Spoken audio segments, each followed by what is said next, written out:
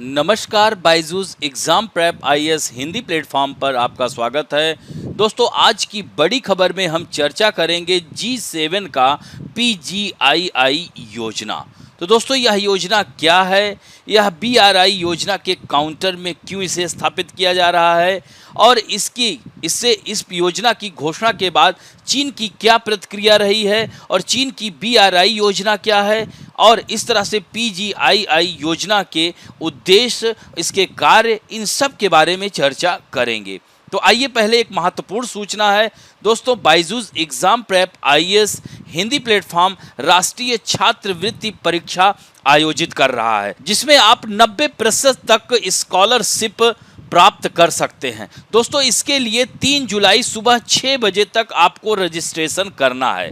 यानी 3 जुलाई सुबह 6 बजे इसका रजिस्ट्रेशन लिंक क्लोज हो जाएगा। तो इससे पहले आप लोग जरूर इस पर रजिस्ट्रेशन करें और 3 जुलाई को ही सुबह 11 बजे यह परीक्षा आयोजित की जाएगी, जिसमें आप ज़्यादा से ज़्यादा लोग भाग ले सकते हैं। और आईएएस की परीक्षा की तैयारी करने वाले छात्रों के लिए यह छात्रवृत्ति प्राप्त करने का एक सुनहरा मौका है और इस तरह से आईएएस की परीक्षा की तैयारी में एक महत्वपूर्ण यह योगदान देगा, यह छात्रवृत्ति परीक्षा। तो आप लोग इसमें ज़्यादा से ज़्यादा लोग भाग लें। और दोस्तों, इसका जो रजिस्ट्रेशन लिंक है इसी वीडियो के नीचे दिया गया है और इसमें जा करके आप इस पर रजिस्ट्रेशन करें। तो दोस्तों, यहाँ पर शीर्षक दिया गया है G7 की ग्लोबल इंफ्रास्ट्रक्चर एंड इन्वेस्टमेंट के लिए साझेदारी योजना।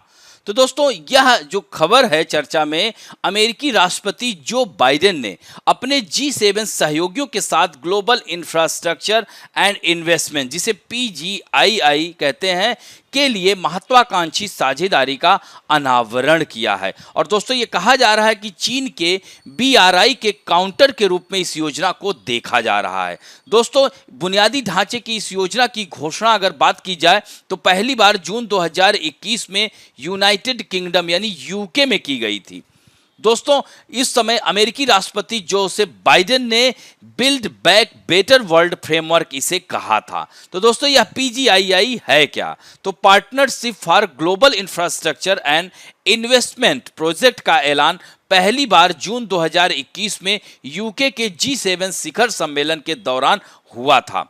जैसा कि हमने बताया कि इसको जो बाइडेन ने क्या कहा था, B3W यानी build back better world, build back better world, इसको संज्ञा दी थी। दोस्तों, 2013 में राष्ट्रपति शी जिनपिंग द्वारा belt and road initiative launch किए जाने के बाद से पश्चिमी देशों को इस पर संदेह है, क्योंकि इस एशिया और अन्य विकासशील देशों में भू राजनीतिक प्रभाव को बढ़ाने के लिए तो दोस्तों G7 देशों और यूरोपीय संघ ने ग्लोबल स्तर पर चीन द्वारा शुरू और वित्त पोषित की जा रही परियोजनाओं पर गौर किया है और इसके काउंटर में अपना अल्टरनेटिव मैकेनिज्म पेश करने का फैसला लिया है। पीजीआईआई और बीआरआई दोनों का घोषित उद्देश्य वैश्विक व्यापार और सहयोग को बढ़ाने के लिए सड़कों, बंदरगाहों, पुलों, संचार व्यवस्थाओं आदि जैसे महत्वपूर्ण इंफ्रास्ट्रक्चर के निर्माण के लिए देश के लिए सिक्योर फंडिंग में मदद करना है। तो अमेरिकी राष्ट्रपति जो बाइडेन ने यह भी कहा है कि फंड का मतलब दान या सहायता नहीं, बल्कि लोन है, जो दोनों देशों उधार देने और प्राप्त करने वालों के लिए फायदेमंद होगा। तो दोस्तों, पीजीआई का उद्देश्य क्या है? इसके जरिए किस तरह के प्रोजेक्ट शुरू किए जाएंगे?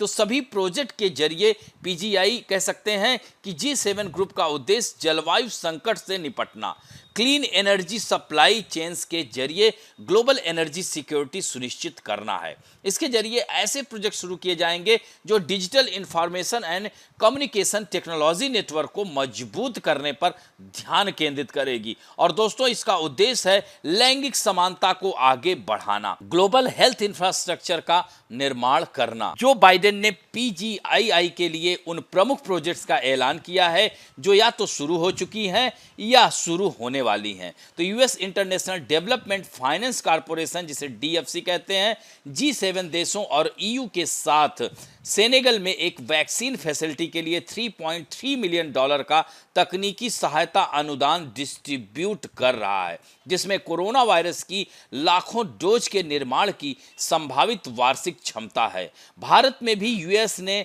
डीएफसी, ओमनीवोर एग्रीटेक और क्लाइमेट सस्टेनेबिलिटी फंड 3 में $30 मिलियन तक का निवेश करेगा, जो भारत में कृषि, खाद्य प्रणालियों, जलवायु और ग्रामीण अर्थव्यवस्था के भविष्य का निर्माण करने वाले एंटरप्रेन्योर में निवेश करता है। भारत के अलावा पश्चिमी अफ्रीका, दक्षिण पूर्व एशिया और दक्षिण अमेरिका के देशों में प्रोजेक्ट्स का ऐलान किया गया है। दोस्तों, PGII वर्सेस चीन का BRI। तो यहां पर देख सकते हैं कि बेल्ट एंड रोड परियोजना जो है, चीन की प्राचीन सिल्क रोड के साथ कनेक्टिविटी, व्यापार और बुनियादी ढांचे को पुनर्जीवित करने के लिए शुरू किया गया था। चीन ने जमीन पर सिल्क रोड इकोनॉमिक बेल्ट और 21वीं सदी के सिल्क रोड के निर्माण के लिए दो तरफा दृष्टिकोण का ऐलान किया था। इस प्रोजेक्ट का शुरू में दक्षिण पूर्व एशिया के साथ संपर्क को मजबूत करने का टारगेट था, लेकिन बाद में दक्षिण मध्य Asia, Africa, Europe, Latin America में विस्तार किया गया। दोस्तों, G7 ने विशेष रूप से PGII का एक वैल्यू बेस्ड प्रोजेक्ट के रूप में बताया, ताकि कम और मिडिल इनकम वाले देशों को उनके इंफ्रास्ट्रक्चर की जरूरतों को पूरा करने में मदद मिल सके।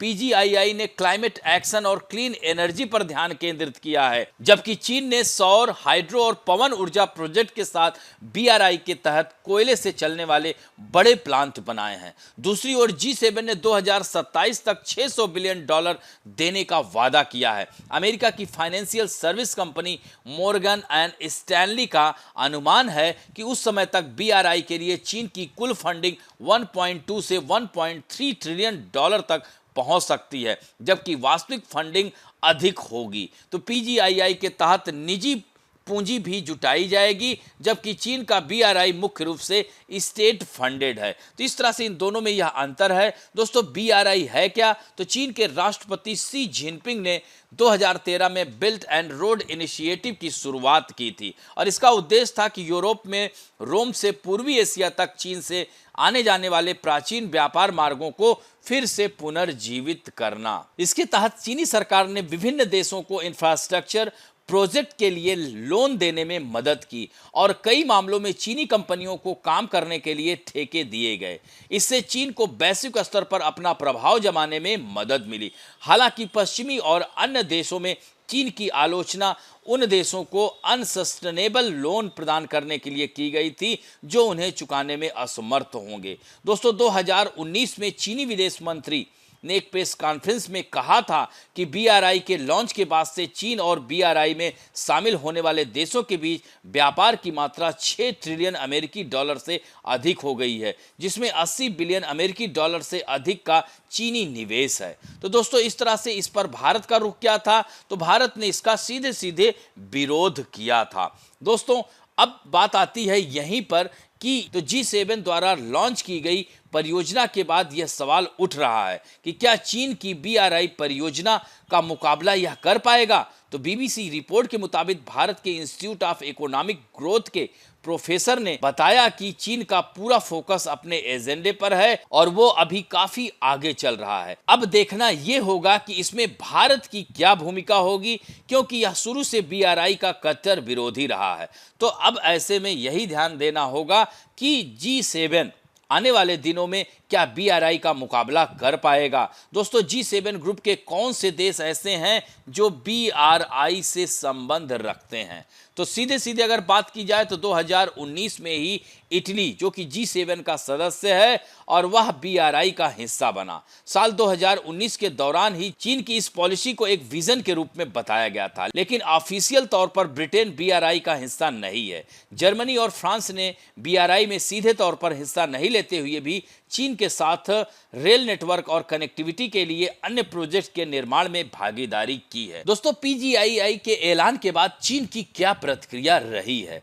तो राइटर्स की रिपोर्ट के मुताबिक PGII के बारे में पूछे जाने पर चीनी विदेश मंत्रालय ने यही कहा है कि चीन ग्लोबल इंफ्रास्ट्रक्चर के विकास को बढ़ावा देने के लिए सभी पहलों का स्वागत करता है, और इस तरह से इसमें कोई संदेह नहीं है कि इस तरह की तमाम पहलें एक दूसरे की जगह ले लेंगी। और इस तरह से चीनी विदेश मंत्रालय ने यह भी कहा कि इंफ्रास्ट्रक्चर के निर्माण एवं बिल्ट एंड रोड इनिशिएटिव को धूमिल करने के बहाने जियोपॉलिटिकल कैलकुलेशन को आगे बढ़ाने का वह विरोध कर रहे हैं। तो दोस्तों, इस तरह से यह प्रतिक्रियाएं आ रही हैं और इस तरह यह आज की बड़ी खबर का यह टॉपिक था। आशा करता हूं कि आप लोगों को आज का भी यह टॉपिक अच्छा लगा होगा। यदि अच्छा लगे तो प्लीज लाइक, शेयर, सब्सक्राइब और बेल आइकन दबाना ना भूलें। धन्यवाद।